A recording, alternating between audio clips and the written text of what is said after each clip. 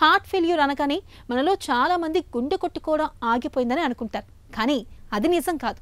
గుండె కొట్టుకోవడం ఆగిపోవడం అంటే అది sudden cardiac arrest. Heart failure అంటే గుండె పనితీరు మందగించిపోవడం అన్నమాట. 100% పనిచేయాల్సిన గుండె 40%, 30% పనిచేయడం వల్ల మన శరీరానికి తగినంత రక్తం, ప్రాణవాయువు అందని పరిస్థితులు ఎదురవుతాయి. మనిషిని క్రమంగా జీవోత్సవంలా మార్చేసి దీర్ఘకాలిక జబ్బు హార్ట్ ఫెయిల్ గురించిన పూర్తి వివరాల్ని డాక్టర్ని అడిగి ఇప్పుడు తెలుసుకుందాం.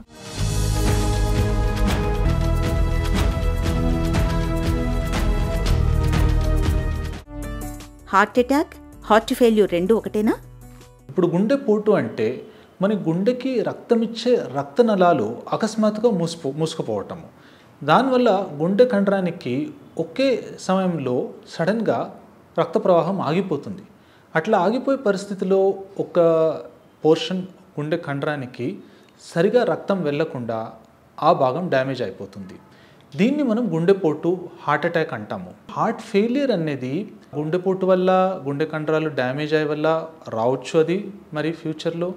లేకపోతే వేరే కూడా కారణాలు ఉంటాయి. మనకు గుండె కండరాలకే రోగం, వేరే కారణాలుగా రోగం పట్టేది, లేకపోతే జన్యుపరమైన కొన్ని కంజెనిటల్ డిజీజెస్ అని అంటాము, జెనెటిక్ డిజీజ్ అని అంటాము. ఆ టైప్ రోగాలతో కూడా మనకు గుండె కండరాలు బలహీనంగా అయిపోయి దానివల్ల మనకు గుండె పంపింగ్ తగ్గిపోవటం, దీన్ని మనము హార్ట్ ఫెయిలియర్ అంటాం.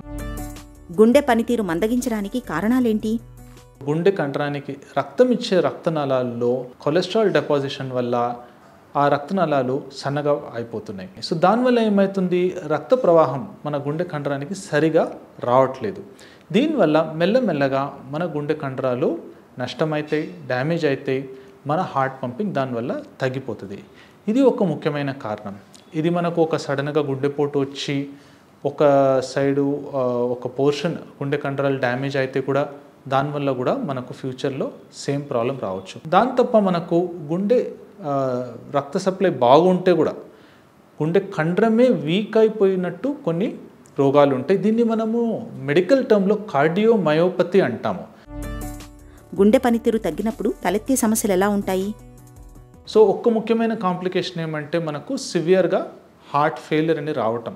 సో మామూలుగా లక్షణాలు ఎలా ఉంటాయంటే కూర్చున్నప్పుడు బాగానే ఉన్నాము, కానీ మనం ఏమైనా పరిశ్రమం చేస్తే, ఏమైనా ఎక్కడన్నా నడిస్తే, మెట్లెక్కితే, ఏమైనా పని చేస్తే అప్పుడు మనకి లక్షణాలు బయటకు వస్తున్నాయి. కానీ ఇదే ప్రాబ్లం ఎక్కువగా అయింది అంటే మరి మనకు ఈవెన్ రెస్ట్లో ఉన్నప్పుడు, లేకపోతే మామూలుగా కూర్చున్నప్పుడు, పడుకున్నప్పుడు ఉన్న కూడా ఎక్కువ ఆయాసం రావటము, బ్లడ్ ప్రెషర్ పడిపోవటము, ఇలాంటి సీరియస్ లక్షణాలు రావచ్చు. ఇంకొకటి రిథమ్ డిస్టర్బెన్సెస్, డేంజరస్గా గుండె లయ తప్పడం, ఇలాంటి జరిగితే మనకు ఒక్కొక్క పరిస్థితిలో సడన్ కార్డియాక్ అరెస్ట్ అనేది కూడా రావచ్చు. గుండె పనితీరు తగ్గినట్లు ఎలా నిర్ధారించుకుంటారు? ఫస్ట్ ఈసీజీ అనేది, ఎలక్ట్రోకార్డియోగ్రామ్ ఈసీజీ అని మనకు అందరికీ తెలుసు. మన ఛాతి పైన మనం వైర్స్ పెట్టి గుండె ఎలక్ట్రికల్ రికార్డింగ్స్ ఎలా ఉన్నాయని మనం చూస్తాం. ఇంకొకటి ముఖ్యమైన టెస్ట్ ఏముంటుందంటే ఎకో కార్డియోగ్రామ్. సో దానిలో మనం కరెక్ట్గా గుండె చేంబర్స్ ఎలా ఉన్నాయి, సైజు నార్మల్గా ఉందా లేకపోతే పెరిగిపోయిందా, వాపు వచ్చిందా ఏమైనా గుండె చేంబర్లో, గుండె వాల్వ్స్ ఎలా పనిచేస్తున్నాయి, దానిలో ఏమైనా లీకేజ్ ఏమైనా డెవలప్ అయిందా, గుండె పంపింగ్ స్ట్రెంగ్త్ ఎంత ఉంది, దాన్ని మనం ఇజెక్షన్ ఫ్రాక్షన్ అని ఒక పర్టికులర్ మెజర్మెంట్, ఈఎఫ్ అంటారు దాన్ని. ఎస్పెషలీ 50% కైనా తగ్గింది అంటే ఆ వాల్యూ మనం దాన్ని డిస్ఫంక్షన్ అంటాము, అంటే తగ్గిపోయింది ఫంక్షన్. దానిలోనే ఇంకా 35% కైనా ఇంకా తగ్గిపోయింది అంటే ఈ ఈఎఫ్ అనే మెజర్మెంటు, అప్పుడు దాన్ని మనము సివియర్ డిస్ఫంక్షన్ అని చెప్తాము. మూడవది, ఇప్పుడు గుండెకి మనం ఎంఆర్ఐ చేసి కండరం పరిస్థితి ఎలా ఉంది, కండరంలో మనకు పాత గుండెపోటు వలన, వేరే రోగం వలన స్కార్ అలాంటి ఏమన్నా వచ్చిందా అని మనము ఎంఆర్ఐలో కూడా చూడొచ్చు. గుండె పనితీరు మందగించినప్పుడు చికిత్స ఎలా ఉంటుంది? ఈ హార్ట్ ఫెయిలియర్ అనే డిజీజ్లో చాలా పరిశోధన జరిగింది. దానికి ఇప్పుడు కొన్ని కొత్త మందులు మనకు వచ్చింది పోయే 10 సంవత్సరాల్లో. సో దీనిలో మనకు కొన్ని క్లాసెస్ ఆఫ్ మెడిసిన్స్ ఉంటాయి, ఏది మన అన్ని హార్ట్ ఫెయిలియర్ పేషెంట్స్కి వాడతాం. ఎస్పెషల్లీ ఎవరికి ఎక్కువలో మనకు ఈఎఫ్ అనేది తగ్గింది, సో ఆ పరిస్థితిలో మనకు కొన్ని మెడికేషన్స్ ఉంటాయి. బీటా బ్లాకర్స్ అని ఒక క్లాస్ మెడిసిన్ చెప్తాం మనము. మరి ఏస్ ఇన్హిబిటర్స్ లేకపోతే ఆర్ని అని ఇప్పుడు ఇంకా రీసెంట్గా వచ్చింది, ఆ మెడిసిన్స్ మనము యూస్ చేస్తాము. మరి ఎంఆర్ఏ అన్నీ ఒక క్లాస్ ఆఫ్ మెడిసిన్స్ ఉంటాయి.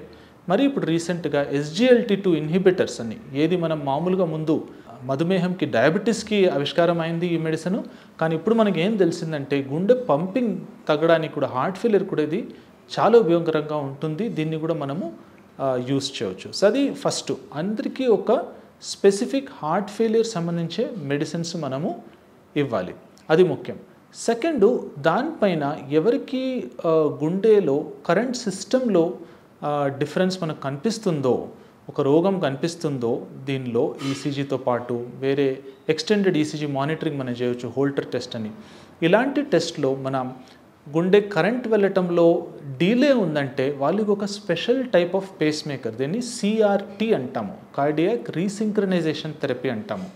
వాళ్ళకి ఒక special type of pacemaker మనము ఇక్కడ లెఫ్ట్ సైడ్ ఎడం భుజం దగ్గర పెట్టి దాని నుంచి గుండె లోపల కరెంట్ వైర్స్ వెళ్తాయి.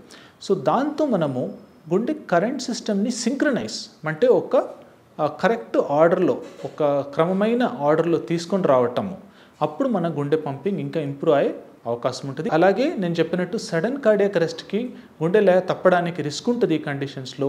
అలాంటి రిస్క్ మనకు ఎక్కువగా అనిపిస్తుందంటే ఒక పర్టికులర్ కేసులో వాళ్ళకి ఒక special type of pacemaker పెడతాము, దాన్ని ICD, ఇంప్లాంటబుల్ కార్డియోవర్టర్ డిఫిబ్రిలేటర్ అంటాము.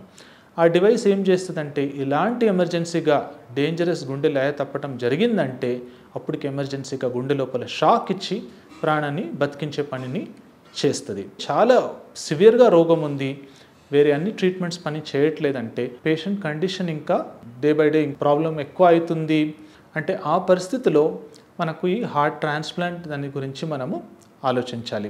గుండె పనితీరును మెరుగుపరచడానికి ఆధునిక వైద్యంలో ఇవాళ చక్కటి మందులు, చికిత్సలు అందుబాటులో ఉన్నాయి.